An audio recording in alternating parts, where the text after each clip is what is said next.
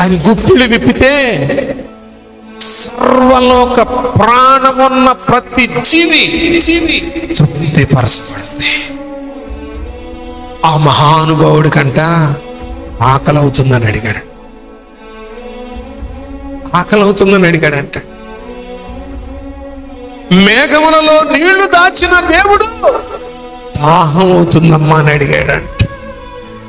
ఎందుకు నువ్వు సిగ్గుపడతావు?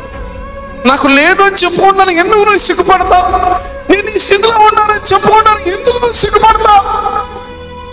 మేఘములలో నీళ్లు దాచిన నా దేవుడు అమ్మ దప్పికవుతుంది, మంచినీళ్ళు పోయమ్మా అని అడుగుతున్నాడు.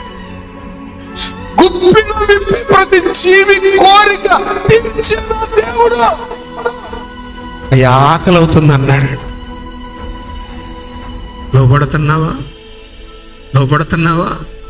తగ్గించుకుంటున్నావా? ఆయన బలలో చేయబోతున్నావు. ఆయన బిడ్డగా తీర్మానించుకున్నావు. దేవునికి భయపడుతున్నావా? దేవునికి లోపడుతున్నావా? నీ తల్లిదండ్రులకి లోపడుతున్నావా? ఈ మెసేజ్ రాసుకునేటప్పుడు నేను ఎంత ఏడ్చాను, ఈ మెసేజ్ సిద్ధపరచుకునేటప్పుడు నేను ఎంత ఏడ్చాను. అయ్యా నువ్వు ఆకలి అవుతుందని అడిగావా?